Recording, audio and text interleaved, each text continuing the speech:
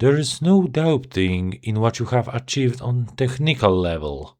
These are clearly a state of the art, but there are certain design choices that were made for this robot that I don't truly understand.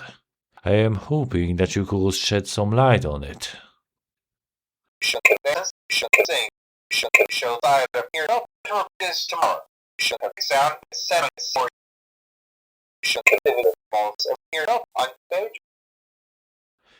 With all due respect, those aren't the design choices I was curious about, Mr. Cowton.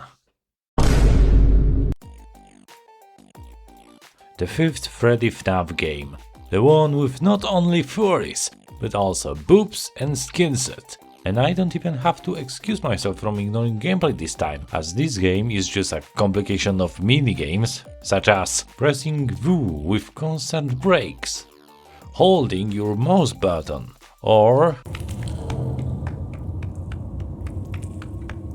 Miwen Balora.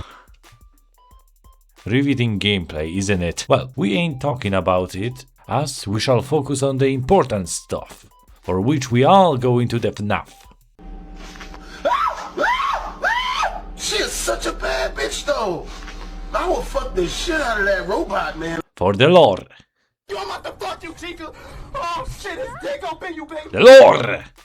In this video, we shall explore the step location and discover its deep secrets, as this is a look back at FNaF sister location. Starting with the story, and it begins even before we start the game itself, with one of the teasers that released before the game came out, giving us our report on a sudden cancellation of a place called Circus Baby's Pizza World, after a sudden incident had occurred there. What was it? A guy named William Afton, who personally made those Gunnar robots and owned the place. In a one moment he had a daughter, and in another, well, he didn't. But the loss of his child thankfully didn't bother him at all, and he just continued his business venue in animatronic entertainment. Now, instead of having a restaurant of his own, he just rented the bots individually. And as you can see, for whatever reason, two of those made about 80% of total revenue. Why are those two so popular? To this very day, this question remains a mystery. One that even I am not willing to look for an answer for. And this leads us to the state of things as we begin our playthrough as a nighttime worker at restoration/maintenance facility of Afton's Robotics, where our main goal is to perform a light checkups on animatronics after their daytime activities. At which our second day of work is interrupted as whole facilities start to malfunction, and we are under direct attack of feet-tall dolls that are supposedly able to beat our ass. Thankfully, we are safe from the overpowering might of the legendary Bidibab by the Circus Baby, who claims that our only companion thus far, Hand Unit, schemed this power outing to get us killed, and warns us about his other scheme. But that cannot be true. How our handy dandy could lie to us? We shall follow what he says, put our trust into him, and we shall succeed! Yeah, we listen to the baby from now on, and thanks to her guidance, we survive our passage through the mommy room into the Freddy room, where we reset the system and then go home. Another night, Balora is having fun with the kids, we are doing our job, life is good. But sadly, after we have finished disassembling Freddy as instructed, the remaining fury of the attraction gets a revenge on us And so she stops us from leaving, knocking us out cold. After which we sleep through the whole day. Yes, the whole 18 hours. And baby, in her silly fashion, hide us in springlock suits away from the two engineers, so then we would need to wait for another few hours to be found, because life cannot be easy. Also, these engineers, before had they bailed, they killed Ballora, so we now need to take care of our children, as their mom is now out of commission. Also, if you play this part of the game, don't just click on the sprinklers. I genuinely wasted like 2 hours before I realized you can just hold those things. And after that I kinda passed the night on my first try. So yeah, don't be an idiot and crank them good. 5th night, we made our collects again. Really, they kinda deserve it for Big Nasty last night, so Anyway, we followed the hand unit directions to the parts and service where we met Baby for the first time in the game. It's kinda incredible how many antagonists in the game has less screen time than she had in the teasers. Just wow! Anyway, we follow now direction given by Baby and is that an excavator?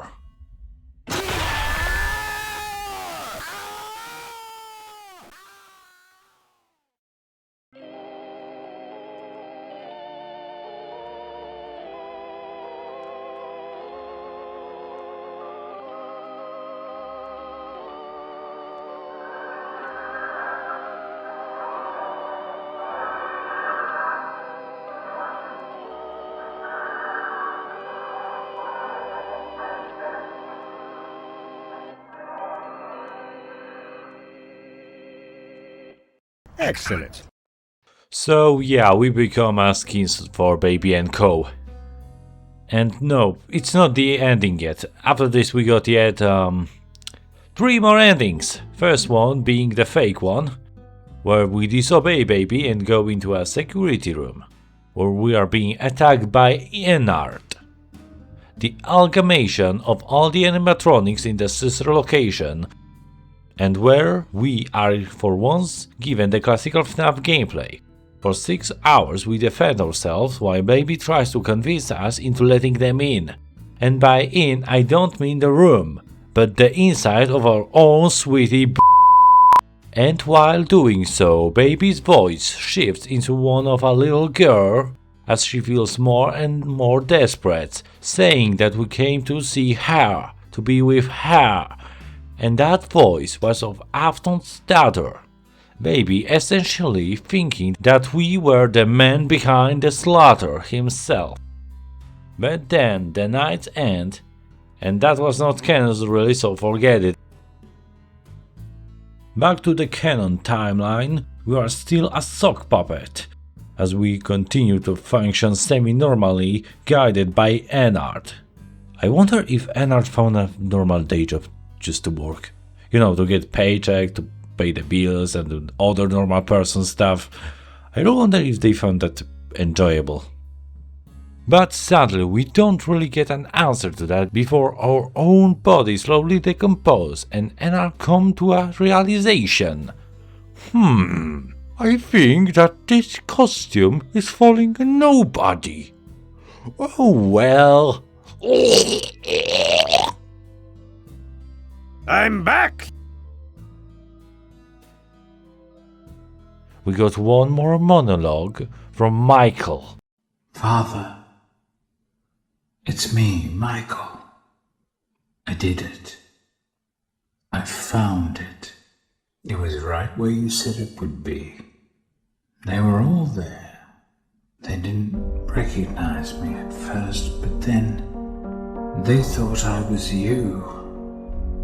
And I found her. I put her back together, just like you asked me to. She's free now. But something is wrong with me. I should be dead, but I'm not. I've been living in shadows. There is only one thing left for me to do now. I'm going to come find you. I'm going to come find you.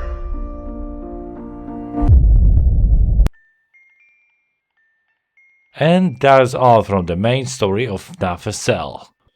But there is more. Secrets, hidden details and things that may need a more thought to decipher. As who we play as, what is the connection between FNaF 4 and FNaF SL, what is the meaning of the show, and so many more that we shall go over now. Let's start with more of a basic thing. As who we play as, who is the mystery employee of Circus Baby Entertainment and Rental, who later was sculpted and used as puppet and then become a purple living corpse. No, it's not the Purple Man. It was Micheal, the son of the man behind the slaughter. Like father, like son, I guess. But you must be asking, how can we validate this? My dears, here comes the term analogy. And Immortal and Restless, a show that our playable character watches between the nights in the game. This show is about a purple-dressed vampire named Vlad, who owns a car. The joke's on you, it's a rental. And works at a fast food place at the night shift, who puts on responsibility of taking care of his own baby on Clara, a pretty normal person who tries to involve Vlad into his own doing, finally resulting in her burning Vlad's house after he keeps on avoiding responsibility. Now, if you know a little about FNaF lore, this should flash your warning lights, as this is obviously Purple Guy. Now, Clara here is the Mike, normal person who has to deal with monstrous baby of her close one, and whose later burns the another resting place. And this also gives an answer to old mystery, said back in FNaF 3. Who was the night guard there? It turns out it was Micheal alone, who was looking for his father to end it all. Now, if you closely watch this video or played the game, you would have noticed few strange and out-of-place details, such as this general layout of Afton facility. As you can see, there are few hidden spots. And what's more important, in Fake Ending we can access a camera feed that reveals the location from the gameplay section of FNaF 4 alongside a familiar looking Hero Bear plush. What is the meaning of this? Was everything we saw in FNaF 4 real after all? Well, fear not, as I will try to put all the pieces together now and find a definitive explanation of FNaF 4. The most important concept in these two games, if you want to understand them, is the put back together part. The last promise made to the crying child before he faded away, and in this next game, it is brought again, as Mike claims to put her back together at the end of it. Micheal has put his sister back together, and how did he did so? By cramping her with every other animatronic into one body, and this resulted in her consciousness to emerge, as before that, Baby's personality was of Circus Baby, the animatronic made to kill children. Sir, there was screaming for a moment, but only for a moment. Then other children rushed in again, but they couldn't hear her over the sounds of their own excitement. I still hear her sometimes. But while being together in Anart, Baby seemed to recollect who her father was, and regains ability to speak with her voice in Fake Ending while in Inart. Isn't this why you came here? To be with her again? Hello? Everything is okay. I'm still here. You have to let me inside the room. We need you so that we can leave. Why did she need to be put back together?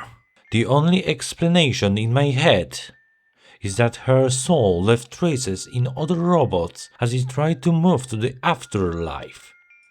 Now, another very important thing to address before tackling the FNAF 4 problem, and that being the hidden activity behind the Circus Baby rental place. You see, all 4 animatronics possess hidden features. All of them have one idea in mind: child kidnapping. Ballora can misdirect. Funtime Foxy can replay parents' voice to lure them away. Baby has her counting and mind catcher, and Funtime Freddy has a storage tank. Wait, is that a child inside of it? I don't. That's not how blueprints work. Or maybe the storage tank is designed as these banana containers. You know, these that can hold only 1 in 50 of bananas because they are set shape, and you know, most of the bananas are different from one each other. You know. Anyway, we can see that these robots were used to kidnap children. And here comes the hidden FNAF 4 contraptions inside of FNAF's sister location. These could be used as basically testing grounds for trying to understand animatronic possessment, which complete mechanics weren't yet known by the William Afton, as he himself never bothered to hide children in suits, and in fact it was Marionette who knew the secrets of how it worked. And it was also her who helped the other victim to get their revenge by making them possess other animatronics. Perhaps Afton wanted to recreate this, and as far as his understanding went, all that needed to be done is for a child to die near a potential vessel, first testing it on the kidnapped children. So later he could do that on the remnants of his dead son, still forgotten inside of that box, waiting for the right time to be put back together. And that's it is for now. There goes another month, pretty much uneventful, though I tried to get a job, you know, in a call center. But that one most likely was a scam, you know the deal. Never listing the name of the company, promising double the minimum wage for nothing, trying to get people into creating bank accounts in 4 agencies that offer the bonus for promoting newcomers, and reasoning that I should trust the guy because he showed his ugly face to me. He said that a scammer would never try to scam you after showing you his face. I am actually just pretty much disappointed at this. You know, I believe that scammers were supposed to be actually smart, but this? That was worse than a joke. Who would actually fall for that? Like, come on. But anyway, the last video actually boomed. The YouTube promoted me at once, and I am so very glad about this. Also, I got a small idea for next video, a bonus one to this one. Maybe I will do it, maybe not, who knows, not me. I also tried drawing again. Yeah, it's not very good. Anyway, remember to comment and such. Bye.